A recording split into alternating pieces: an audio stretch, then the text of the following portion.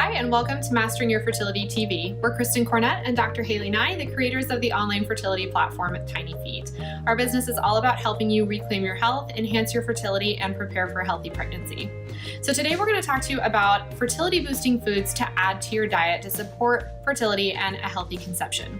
So we talk a lot in fertility nutrition about what to remove from your diet for optimal health, like sugar and processed foods, but we really want to emphasize healthy, nutrient-dense foods that you can add in to start getting your diet ready so you can conceive and have a robustly healthy baby. So before we do that, we want to point you toward a free resource that we've created called our Fertility Recovery Guide. And this walks you through 5 foundational steps to reclaiming your health and enhancing your fertility. And that's available through the link in the video description. So let's kick things off and get started. Dr. Haylee, why don't you talk to us about our first fertility boosting food? All right, so the first category that we want to talk about is healthy fats. Now, contrary to popular belief, healthy fats are actually great for our fertility. They're needed to build our hormones to have a healthy cycle and a healthy conception. And then we also need fats to be able to absorb our fat-soluble vitamins. So that's going to be vitamin D, E, A, and K. And then fats help keep us full longer. They slow down the digestion of carbohydrates. And so when you eat your fats with carbohydrates, you don't have to eat as often, which is a really great trick. Yep. And so let's talk about what fats that are really healthy and that we do want you to be eating that are fertility superfoods. So those are going to be avocado and avocado oil, coconut or coconut oil, and olive oil and olives. So those are great ways to start. And then you can also go to animal fats as well. So that's going to be like pasture raised or grass-fed butter or ghee, which is clarified butter, animal protein, which is going to be like the pasture raised grass-fed beef, chicken, pork, and things like that. And you can also get your healthy fats from fish, so things like salmon. Anything else you can think of? Did you say nuts and seeds? Oh, right, nuts and seeds, those are the best. And so nuts and seeds like walnuts, almonds, pecans, sunflower seeds, chia, flax seeds. So those are all going to be healthy sources of fat as well.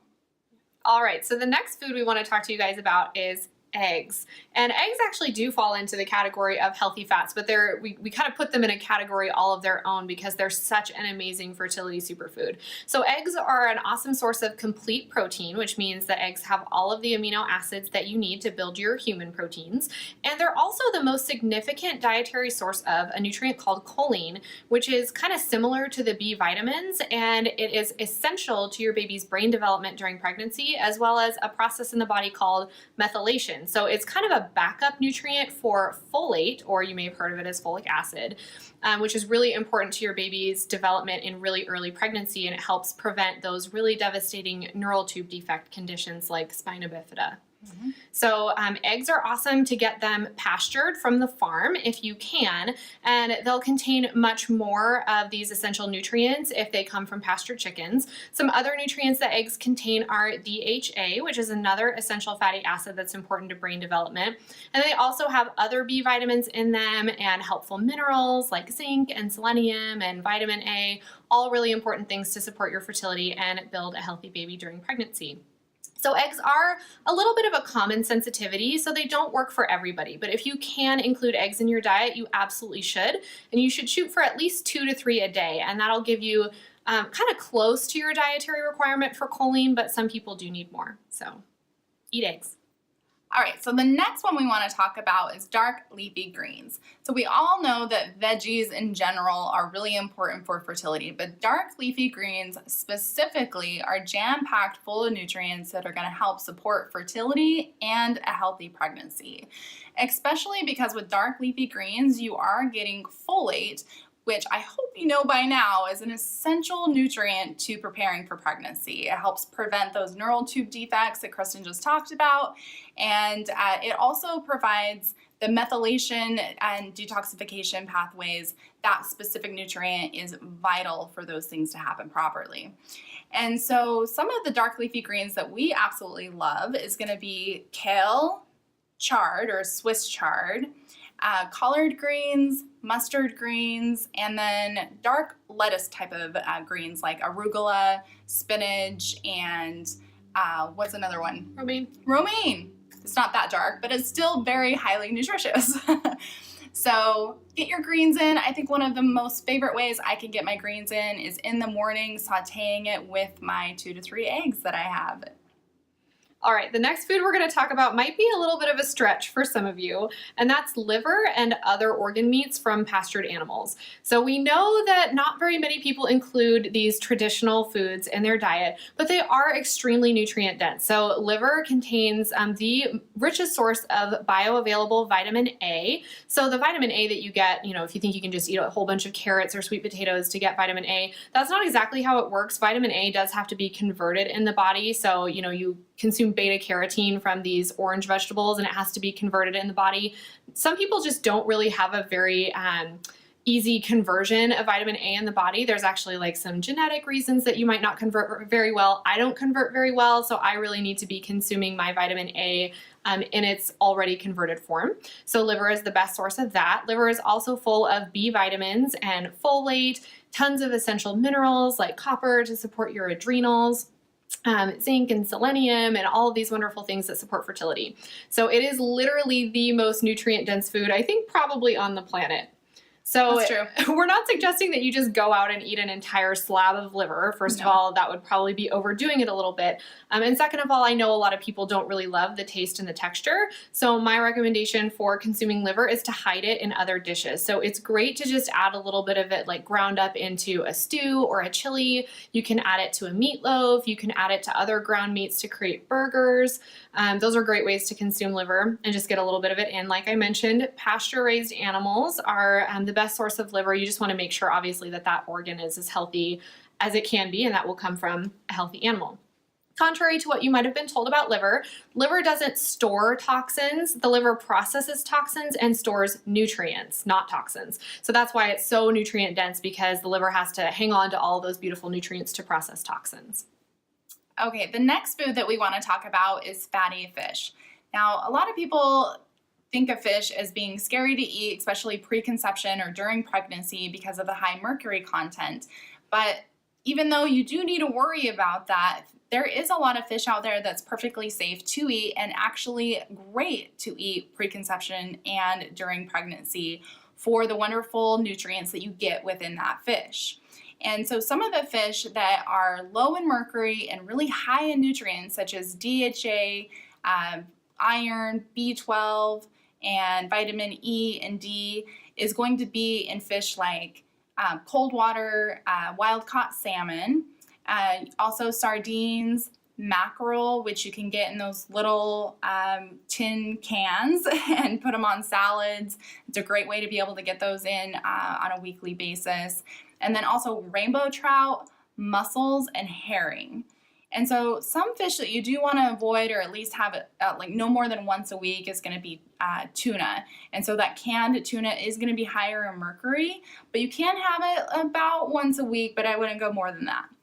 And so why it's really important to have these kind of fish in your diet is because it's going to reduce inflammation in your own body, so increase your fertility, but it's also going to help with your baby's brain development. And you want to make sure you have it within the first trimester because that's when a lot of the central nervous system of your baby is growing.